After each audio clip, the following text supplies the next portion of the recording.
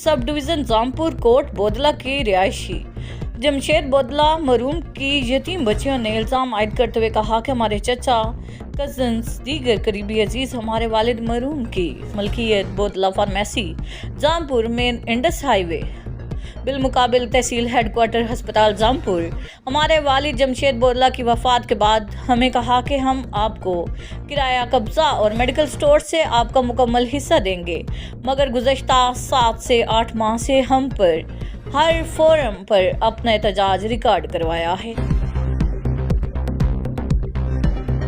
मजदूर rickshaw driver नौजवान जाहिद के 2 बच्चे 5 साल आशा ज़ेब 4 साल मुकद्दस थैलीसीमिया के मर्ज में मुब्तला होने से सारी जमा पूंजी खत्म हो गई है।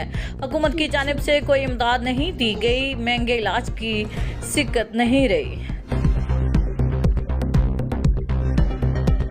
पंजाब मोहतरमा मरीम नवाज शरीफ के विजन महफूज पंजाब के मुताबिक DPO सैयद हसनैन हैदर की खसूसी हदायत पर SHO थाना कुरैशी साबिर कलासरा की अपनी टीम के हमरा मंशियात फिरोशों के खिलाफ कार्रवाइयां जारी। 1 किलोग्राम से जायद आइस और नाजायज असला बरामद। मजीद 4 आयल एजेंसियों के खिलाफ क्रैकडाउन।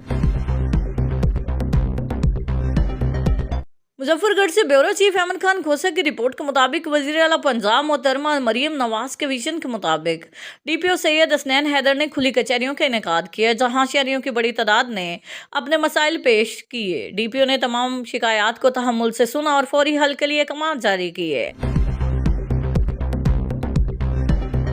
पर मामूली तल्ख कलामी पर मुसल्लह अफराद ने फायरिंग करके नौजवान को कत्ल कर दिया। पुलिस थाना म्याना गोंदल ने 2 भाइयों समेत 5 अफराद के खिलाफ मुकदमा दर्ज कर लिया। सरफराज अहमद सकना चक नंबर 1 जनूबी थाबल तहसील भलवाल ने पुलिस थाना म्याना गोंदल को दरखास्त दी कि वो अपने बेटे ताहिर अब्बास के साथ मोटरसाइकिल पर किसी काम के सिलसिला में गढ़ कायम गया।